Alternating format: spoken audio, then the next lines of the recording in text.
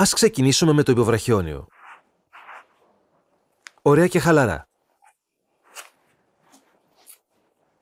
Είναι σημαντικό να βάλουμε το κάλυμα χωρίς να στερεώσουμε πουθενά το βέλκρο.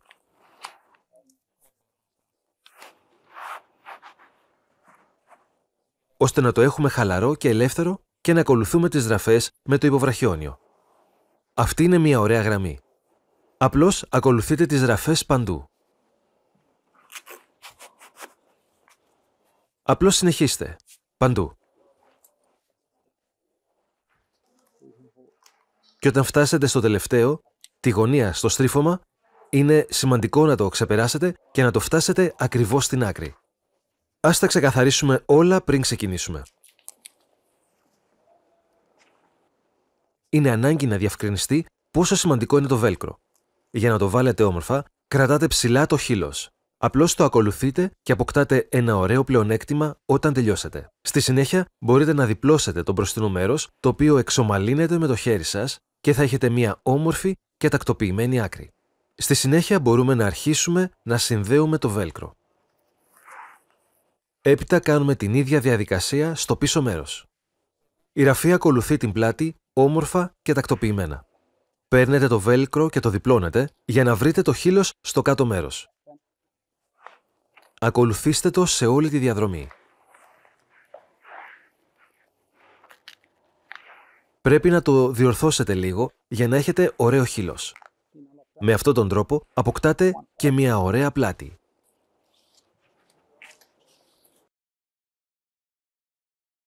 Εδώ είναι σημαντικό να το έχετε ομαλό και ωραίο στη γωνία.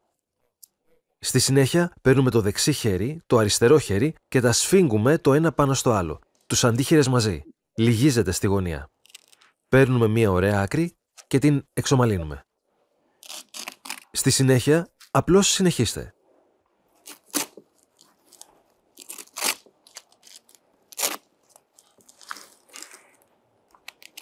Μπορεί να είναι ωφέλιμο να το χαλαρώσετε λίγο.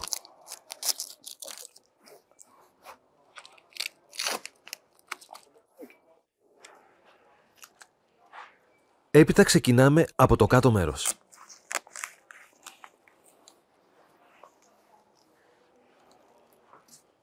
Είναι σημαντικό το βέλκρο να στερεωθεί πρώτα στο κάτω μέρος. Αφού μπορείτε να το σφίξετε μέχρι πάνω. Στη συνέχεια, αν σαρώσετε γύρω από το μπροστινό μέρος, θα έχετε μια πολύ ωραία άκρη. Αν το δείτε, είναι πραγματικά όμορφο. Μετά απλώς το βάζουμε από πάνω και το ύφασμα θα είναι αρκετό. Καθώς πέφτει προς τα κάτω, μπορούμε να βοηθήσουμε με τα δάχτυλά μας, ώστε να έχουμε μια ωραία γραμμή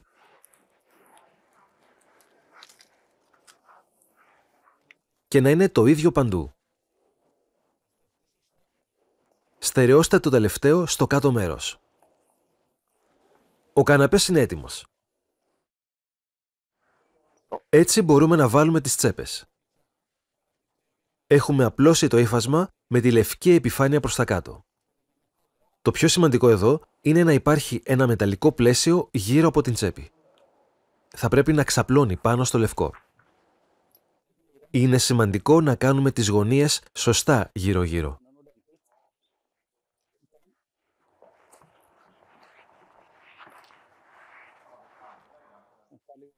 Στη συνέχεια, διπλώνουμε ό,τι πρέπει να υπάρχει στον καναπέ, ώστε να είναι προσεγμένο και τακτοποιημένο.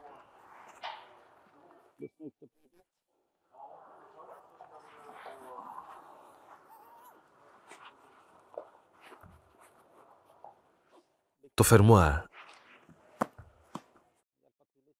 Βοηθήστε το λίγο,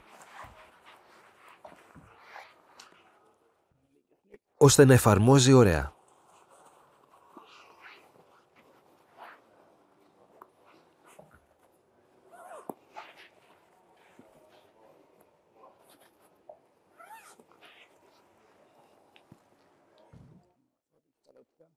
Είναι καλύτερα να το ρυθμίσετε και θα είναι λίγο πιο εύκολο.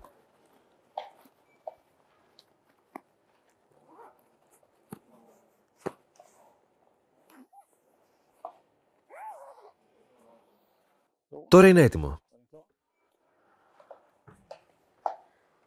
Βάζουμε τη λευκή πλευρά προς τα κάτω.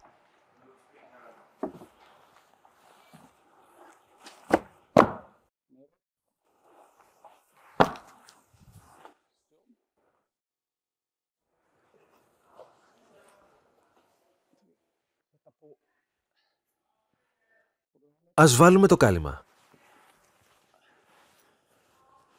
Και αυτό ξεκινά με το να το βάλουμε στην πρώτη γωνία.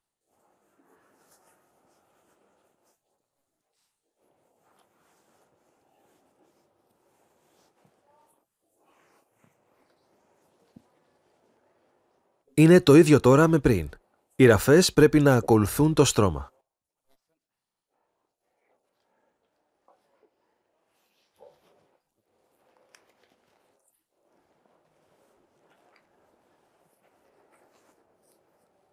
Πρέπει να το βάλετε κάτω.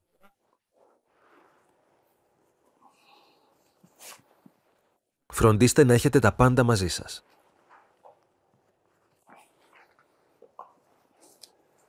Βεβαιωθείτε ότι έχετε τακτοποιήσει τις γωνίες.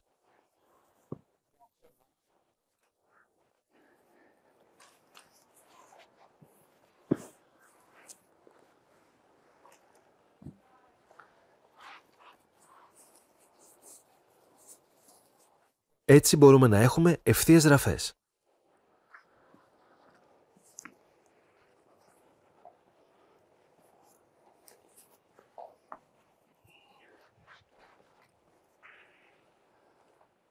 Στη συνέχεια, κατά προτίμηση, τοποθετήστε το στην θέση που θέλετε. Έπειτα κλείστε το φερμουάρ. Είναι σημαντικό να κρατάτε τα πάντα για να μην πιαστεί τίποτα στο ύφασμα.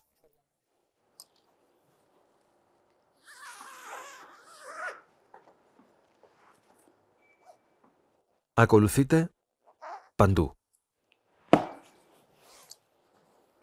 Τώρα είναι έτοιμο.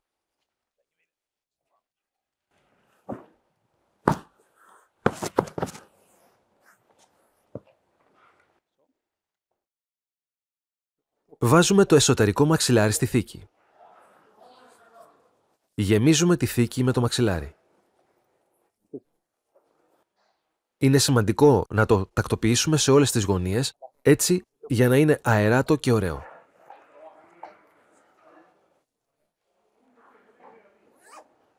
Το ίδιο και εδώ. Μπορείτε να κρατάτε τα δάχτυλά σας λίγο προσεκτικά για να μην κολλήσετε. Σας συνιστώ να χτυπήσετε το μαξιλάρι. Με αυτόν τον τρόπο εισέρχεται αέρα στο υλικό, ώστε το μαξιλάρι να φουσκώσει. Με αυτόν τον τρόπο έχουμε ένα κομψό και ωραίο μαξιλάρι. Στη συνέχεια συναρμολογούμε τον καναπέ. Είναι σημαντικό να έχετε το μεταλλικό πλαίσιο στο κάτω μέρος με τη λευκή πλευρά.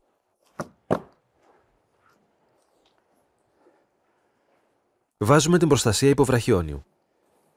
Το ίδιο που είχαμε όταν καλύψαμε τον καναπέ. Οι ραφές ακολουθούν όμορφα και τακτοποιημένα. Εξομαλύνετε το.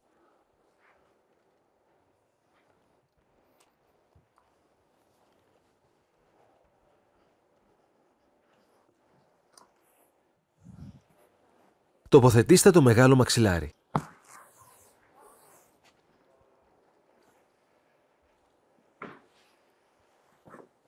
Το ρολό πίσω από το μεγάλο μαξιλάρι.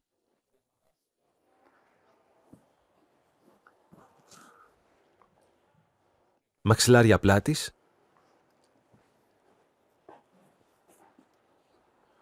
Έτσι έχουμε έναν τελειωμένο καναπέ.